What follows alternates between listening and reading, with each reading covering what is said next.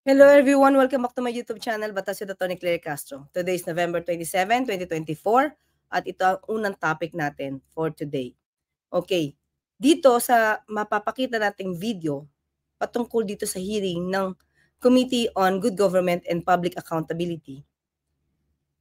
May mga naamin, no? Maybe hindi sinadya, kaya lang nasa tanong at paano ito sinagot ni Miss Gina Acosta.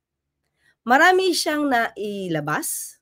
Marami ring naipalabas si Congressman or Congresswoman Luistro. Okay? Marami siyang naipalabas through Miss Gina Acosta.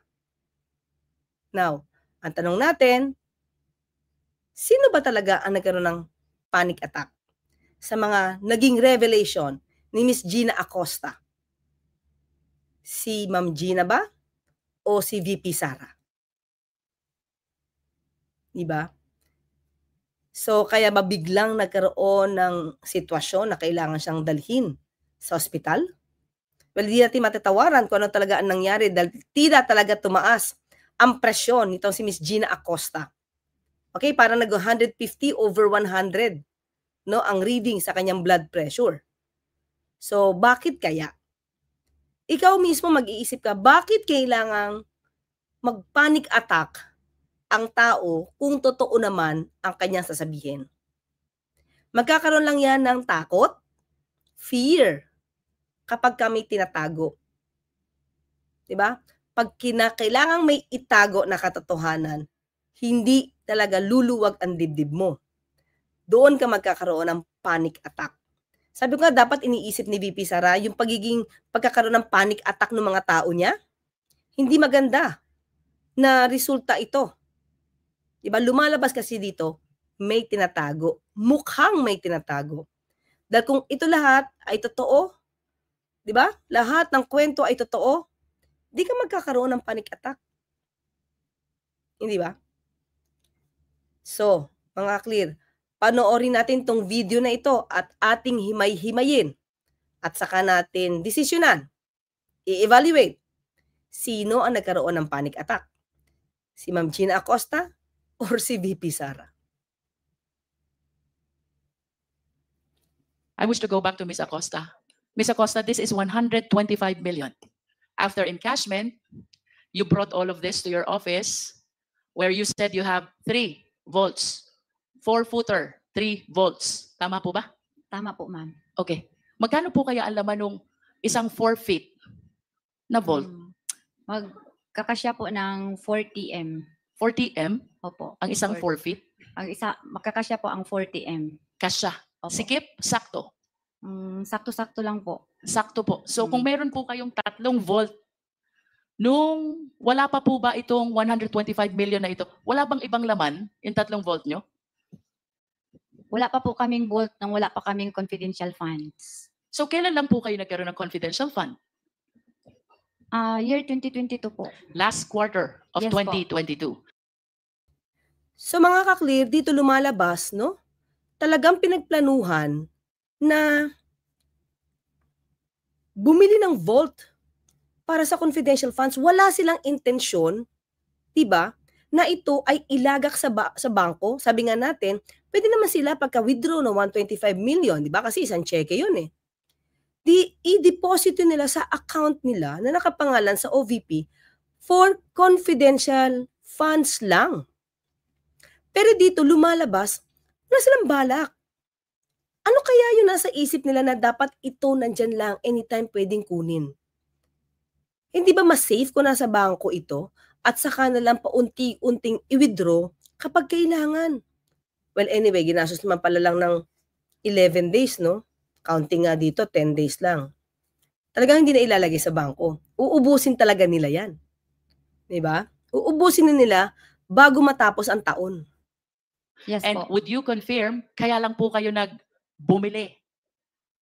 Tama po ba yun? Yes, Kaya lang po ma'am. kayo bumili Yes, ng ma'am. 3 Yes, ma'am. na tig 4 feet ang laki Yes, ma'am. na volt ay bilang paghahanda dito sa inyong confidential fund. Yes, ma'am. Sabi niyo po kanina, ang isang volt ay naglalaman ng 40 million. Yes po. 3 po yung volt. That will be equivalent to 120 million. Yes po. Saan niyo po nilagay yung labis na 5? Pinagkasyahan ko po yung... Siniksik nyo na po. Oo, ganyan, sinisiksik. Siniksik nyo na. And then, since part of your job as a special disbursing officer is the disbursement of this amount, please enlighten us. Paano nyo po ginastos, ibinayad, inirelease itong 125 million pesos? Ganito po ang nangyari, ma'am. Nang ma-encash na po ang kwarta, ang pera ay ang cheque, nag-inform po ang aking head of agency na i-release ko po sa aming security officer. So while on the way na po ako papuntang office, I called up the security officer informing him na na-encash ko na po ang cheque. You informed the security officer? Yes po, ma'am. Can you please mention the name of the security officer? Si Colonel Nolasco din ho ba yan? Hindi po, ma'am. Sino po yan? Si Colonel Lachica po. Colonel Lachica. Can you please enlighten the committee? Sino po ba si Colonel Lachica? Si Colonel Lachica po siya po ang ground commander ng aming BPSPGs na na-assign po sa Office of the Vice President. Teka lang mga ka-clear, di nyo ba napansin? May sinabi dito si Ma'am Gina Acosta na ito po ay inuutos ng head of agency na ibigay yung pera doon sa sinasabi niyang tao. Hindi niya man lang banggitin na ito ay inutos ni VP Sara. Tandaan natin mga ka-clear, nanonood yung mga tao dito. Sana lahat ng taong nakikinig ay maalam. Di ba mas madali kasi sabihin, inutos po ni VP Sara instead of saying, inutos po ng head of agency namin. Kasi kailangan pa sagutin, sino bang head of agency nyo? Di ba? Strategy ba to? Na alam naman natin yung sa lahat ng karamihan dito, alam natin na head of agency ng OVP ay si VP Sara. Pero why not tell it, di ba, directly na utos ni VP Sara? So ngayon nakita natin, inutos na yung pera ay ibigay dun sa security personnel na naka-assign kay VP Sara. Diba? Ibig sabihin, yung naka-assign na yan, tao din ni VP Sara. So, ibigay mo dun. Tiwala ako dun. So, lumalabas ngayon si SDO, wala nang kaalam-alam dahil binigay, inutos na ibigay lahat yung pera doon sa tao ni VP Sara. Diba? Okay. So, you informed Colonel Lachica that you have encashed already the check. Yes, How ma'am. about the physical handing of the money? Mm. Kailan po nangyari yan? December 20 din po. Magkano po ang binigay nyo kay Colonel Lachica? Binigay ko po sa kanya lahat ang 125 million po. At saan po dinala ni Colonel Lachica? Yan ang hindi ko na alam, ma'am. O, imagine mo mga ka-clear, disbursement officer ito. Diba? Special disbursing officer. Diba? Tapos, wala kang kaalam-alam. Diba? Inutos lang sa'yo. Diba? Inutos lang sa'yo ni VP Sara na ibigay mo yung pera dun. Pero tandaan mo, ikaw ang payee. Ikaw ang humawak. Diba? Dumaan lang sa'yo. Dumaan lang. Kasi same day, ibinigay niya rin buo. Pinadaan lang sa'yo ni VP Sara. Pero yung buong pera, ibibigay niya doon sa tao na itinuro niya. At yun ay walang iba kundi si Colonel Lachica. Diba? Sandali lang po. Anong oras po ba kayo nakabalik sa OVP? Mga around 4 p.m. 4 p.m. Opo. How long did it take you to be able to organize the 125 million inside the 3 vaults? Actually, ma'am, hindi ko pa po nalagay sa aking vault. Oh, mga ka-clear, nababago ng kwento, ha? Kasi medyo nahuhuli dito. Winidraw niya on that same day, yung 125 on that same day, binigay niya na rin kay Lachica, Colonel Lachica, dahil yun ang utos sa kanya ni VP Sara. Ibigay agad. Okay? Pero una, sinabi niya, may vault kayo, binili ito purposely for the confidential funds. Diba? So, sabi niya, ang laman ng isang vault, 40 million. So, meron daw sobra ng 5 milyon, di ba? Pinagkasya niya lang daw. So, ibig sabihin, pinasok niya na, di ba? Kaya lang, nagtataka ngayon si Congressman Luistro, paano mo mapapagkasya, paano mo inayos ito kung on that same day, binigay mo din? Ngayon, nababago na ang sagot ni Ma'am Gina. Kasi pagtawag ko kay Colonel La Chica na na-encash na po ang cheque, Kanina po sabi niyo, pinagsiksikan yung 125, di ba? hindi po ma'am. You Ang- said that. Ang Oo, nadinig din natin na pinagsiksikan niya. Ano, di ba? Kung 40 million ang bawat isang vault, may sobrang 5,000, ay 5 milyon. So, paano man ginawa? Pinagsiksikan ko po. So, ano yung pinagsiksikan mo? Ngayon, binabago yung kwento. ang interpretation ko po noon ma'am, kung na-encash ang cheque, saan ko ilagay. Pero on that withdrawal ma'am, tinawagan ko agad si security officer. Okay, Hindi, past tense yung ginamit niya, pinagsiksikan ko, di ba? Kasi kinukompute eh. so you are saying now that the money were never placed inside the 3 vaults. Yun po ba gusto niyo sabihin? Yes ma'am, yung withdrawal na po yun ma'am. Okay, sabi niyo po 4 p.m. kayo nakabalik ng OVP. Kung hindi niyo po pinasok dito sa 3 vaults, saan niyo po nilagay? Doon po sa isang office po na nandoon yung vault. Pero hindi pa nailagay sa vault. Ang bag nandoon lang Kanino sa po office. bang office yung tinutukoy niyo? Is that your office? Extension office ko po ma'am, na ako lang ang may susi. Extension office, kayo lang ang may susi. Imagine niyo ha, SDO to. May extension office siya. Pero di ba no nakaraang hearing, ang sabi nila, ang opisina ni Ma'am Gina Acosta, ano lang, ang tawag doon ay cubicle. Cubicle lang. Walang nagsabi about the extension office. Ngayon, dito, medyo alanganin na sagot ni Ma'am, napansin nyo, meron na siya extension office na siya lang ang may susi. Diba? Okay, you just place them on the floor? Ganun ho ba yun? Pinasok ko ma'am sa floor kasi nagsagot man agad si Colonel La Chica na coming siya. Kasi Okay. dan naman lang siya sa kanilang opisina. Saan po ba ang opisina ni Colonel La Chica? Yung sa Camp Aguinaldo, yung kulay blue. And how close is this to... Teka lang, di ba? Parte siya ng VPSG, di ba? Ibig sabihin, hindi niya binabantayan si VP Sara at that time? Di ba siya kasama ni VP Sara at that time? Tandaan natin, nung si Ma'am Gina Acosta in ospital, sumunod itong si Colonel La Chica kay VP Sara at binantayan. Di ba sila magkasama ni VP Sara, considering na siya ay VPSG? Parte siya ng VPSG? the office of the Vice President, ma'am? Siguro mga 20 minutes o 30 minutes 20 makarating na minutes siya. drive. Kung kayo po ay nakarating dito sa OVP at around 4 p.m. at pagkatapos niyo pong dumating, nilagay niyo sa extension office just on the floor, the entire 125 million, hindi niyo pinasok sa vault, anong oras naman po dumating si Colonel La Chica? Mga 4:30 po. 4:30. Yes po. At ano pong ginawa niyo dito sa pera pagdating ni Colonel La Chica? Nagpunta po kami sa office na yon, i-open ko yung office, tapos nirelease ko sa kanya ang 125 million at pinareceive ko siya sa kanyang, may listahan po kasi siyang binigay po sa akin ma'am, considering na kami po ang gumagawa ng physical and financial plan. After mga 2 weeks, nagbigay na po siya ng advance copy ng kanyang request for funding. Paano siya makakagawa ng financial plan? Mga ka-clear. Samantalang sinabi niya rin sa hearing na ito na hindi niya linya itong confidential funds, paggastos, anything about confidential funds, hindi linya. Hindi niya linya. So, sino gumawa ng financial plan na sinasabi niya? Hindi naman siya eksperto doon. Pag sinabi niyo po bang object of expenditure, are you referring to the accomplishment report? Yes po. Yes. Paano po kayo nagkaroon ng accomplishment report? Kaka-encash niyo pa lang.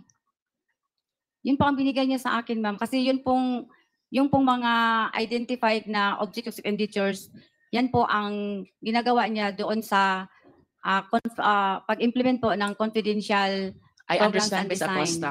Imagine mo mga ka-clear, itong taong to si Ma'am Gina Acosta, walang kaalam-alam, hinire ni VP Sara for this?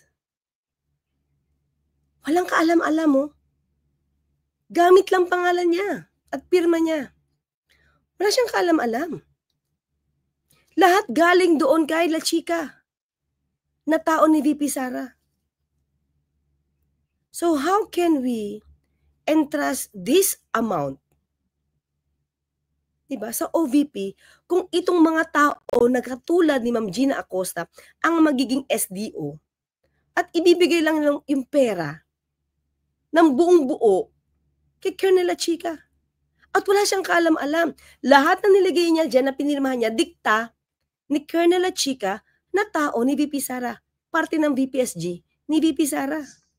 Yung binigay po niya sa akin is for me lang po at sa kanya. Para lang sa aming dalawa, ma'am. Oo, pero tandaan natin, pwede kang lukuhin nung Colonel Lachica na tao ni VP Sara. Kasi lahat ng dinidikta niya, oo ka lang dahil wala kang alam. Diba? Wala siyang kaalam-alam kung paano to ginastos. Kung ano lang ididikta ni Lachica, sila Chica, na pinagtiwalaan ni VP Sara ng pera. Bakit? Kasi doon niya tinuro na ibigay mo yung pera. So, walang gagawin si Gina Acosta kundi pumirma dahil wala siyang kaalam-alam. Ms. Acosta, with your object of expenditure, would you confirm with me na kung anong items ang nakasulat sa object of expenditure, yun din po ang nakasulat dito sa accomplishment report. The only difference is with respect to the amount. Tama ho ba? Tama po. Tama. At ang inyo pong sinusunod ay yung object of expenditure na binibigay sa inyo ni Colonel Lachica. Tama din po? For releasing po. For releasing. Opo. But nevertheless, who prepared the object of expenditure? Si Sir Lachica po, ma'am. Sir Lachica. O see? Di ba? Mga kakri, wala siyang alam. Kung ano lang yung dinikta nung tao ni VP Sara, yung parte ng VPSG niya na si Colonel Lachica, yun lang ang isusulat niya. Yun lang yung pipirmahan niya actually. Di ba? At ito ay, itong lumalabas na report na to, pirmado din to ni VP Sara. So, paano ngayon to? VP Sara, yung itinuturo mong SDO na may alam tungkol sa mga resibo, walang alam. Ang may alam, yung tao mo na si Colonel Lachica. At inutos mo na ibigay yung pera kay Colonel Lachica. So, bakit mo pa ginamit si Ma'am Gina Acosta kung si Colonel Lachica lang din pala ang aayos ng lahat ng tungkol sa pera? Di sana si Colonel Lachica na lang nilagay mo as SDO mo. Kaya lang mahalata yung connect. Diba? Lachica. Kung si Sir Lachica po ang gumagawa ng object of expenditure at yun po ang sinusundan nyo sa pagre-release ng confidential fund, tama po bang sabihin na si Colonel Lachica ang nasusunod sa preparation ng accomplishment report? Yes po. Pag binigay niya sa akin ang final na accomplishment report po niya, ma'am, after po, maubos na ang pera at na-implement na niya lahat ng maayos ang activities. I will remind you of it.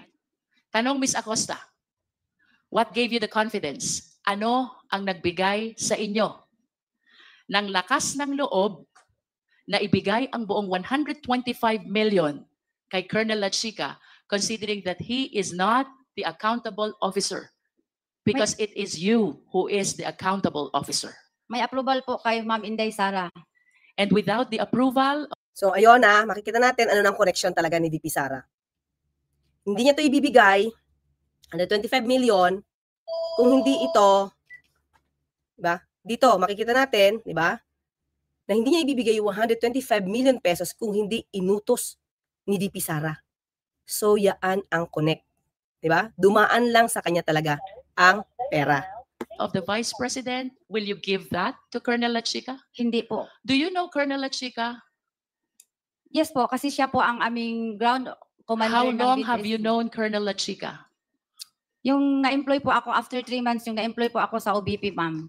How long have you known? Since 2022? Yes po, ma'am. Do you trust Colonel Lachica? I trust Sir Lachica kasi ginatrust po siya ng aking head of office na In si Ma'am other Inday Sara. words, See, mga ka-clear? Hindi niya kilala sila Chika. Pero in-interest niya yung 125 million pesos dahil yun ang utos sa kanya ng boss niya na si VP Sara. the only reason why you are giving your trust to Colonel Lachica is because of the instruction of the Vice President. Yes, Tama po ma'am. ba? Yes, ma'am. Without the instruction of the Vice President, you will never give the entire amount of 125 million to Colonel Lachica. Yes, ma'am. There is a rule under PD 1445. Bawal i-transfer ang disbursement sa ibang tao. Pero ang boss ko po kasi ay si Ma'am Please Inday. answer the question, ma'am. Yes, Under PD 1445, unauthorized transfer of disbursement is prohibited. Are you aware of that? yes, ma'am. And what you did is an unauthorized transfer. Tama po? Yes po, ma'am. Pero may... In other words, you are liable for the unauthorized transfer of that money which is due for your disbursement. Tama po? Tama po, ma'am. Pero Are you aware also na kung ito pong perang ito ay mapupunta sa mga hindi matitino na government officials at gagamitin for purpose other than its confidential purpose, you can be held liable yes for po. malversation of public funds by negligence. Yes, alam ko po, ma'am. Pero nanaig po ang aking belief na may trust po ako kay La Chica dahil po authorized po siya ni Ma'am Sara Duterte. Oh, doon lang talaga siya nagbabase. Lahat ginawa niya kahit bawal kasi yun yung utos ni VP Sara. Kasi po wala po akong alam kung paano po i-implement ang mga confidential activities po, ma'am. Si Bakit Sir La po- Chica lang po ang may alam. Sandali po, bakit po wala kayong alam? You are the special disbursing officer. You prepare the financial plan. You are a signatory in the disbursement. You prepare the liquidation. You certify. You prepare the accomplishment report. Bakit wala po kayong alam? Wala po akong alam sa pag-implement po ng confidential activities po. Dahil po, hindi ko po yan inline sa aking pinag-aralan, ma'am. See, di ba? Ikaw talagang pinakamadaling gawing pain, di ba, kung lalabas dito. Hindi mo to linya. Tandaan natin mga kaklira, kinuha siya ni VP Sara. Hindi siya eksperto pagdating sa confidential funds. Pero bakit siya kinuha? Bakit siyang ginawang SDO? Is it because madali siyang papirmahin? Is it because wala siyang alam? Is it because gagamitin lang siya? Tanong lang to. Di ba dapat, o VP ka, eksperto ka sa trabaho mo, bakit hindi eksperto ang kinukuha mo sa mga posisyon na napaka-critical? Di ba? But as the special disbursing officer, of course, you realize you have the function of disbursing the fund. Yes po, pero may utos po sa akin na ibigay po kay Colonel La Chica. Kasi siya po ang expert, siya po ang may kaalaman kung paano po i-achieve ang mga confidential activities na safely and hindi po magulo. So, paano yan? VP Sara, babawiin mo ba yung sinabi mo na sa SDO lang ang lahat na nakakaalam patungkol sa resibo? Maliwanag dito yung paglaglag ni Ma'am Gina Acosta kay VP Sara. Please, you, as a special disbursing officer, should be the one actually paying all the recipients. Do you understand, Ms. Acosta? I understand po, ma'am. Then why did you give all the money to Colonel La Chica? Because po may utos po si Ma'am Inday Sara na sa kanya ko po i-release. Kasi siya po ang nakakaalam kung paano po i-implement ang mga programs and activities in line po sa confidential fund. Okay, so sana siya na lang ang ginawang disbursing officer. Si Colonel La Chica na lang sana. 'Di ba? So dito kitang-kita na natin kung saan talaga pumunta yung pera. Walang alam si SDO, pero si SDO ang tinuturo ni VP Sara.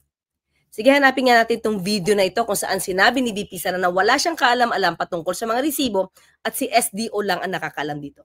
I have no comment on that, no, because I've not seen the acknowledgement receipt na kanilang sinasabi, because basically lahat ng mga documents hindi siya dumadaan sa akin, dumidiretso siya sa SDO and sinasubmit siya sa ICFAO, yung office ng COA na gumagawa ng audit ng confidential funds. So hindi ako makakomment, lalong-lalo na hindi namin alam kung paano pinroseso ang pagbigay ng copies ng ARs or ng submissions namin sa COA to the House of Representatives, and sino ang nag-handle noong mga documents. O ayan, di ba, makikita natin kung paano ba pilit na itinuturo ni VP Sara ang kasalanan sa iba. Samantalang maliwanag na itong si Ma'am Gina Acosta walang kaalam-alam. At hindi daw ito iparte ng kanyang napag-aralan. Pero sumusunod lang siya sa utos ng kanyang boss. Walang iba kundi si Inday Sara. Hindi niya daw nga ibibigay yung pera na 125 million pesos kay Colonel La Chica kung hindi ito inutos ni Inday Sara, ni VP. Okay? So, ngayon, sino ang nataranta sa mga pag-aming ito na ginawa ni Miss Gina Acosta at kailangang madala pa sa ospital si Miss Gina Acosta? Talaga bang si Miss Gina Acosta ang nagkaroon ng panic attack? O si VP Sara? Kayo na po ang humusga dyan. Hanggang sa muli, magkita't magkarinigan tayo. Ako po sa Atty. Claire Cas, nagpapalalang, huwag tulugan, inyong karapatan. Bye!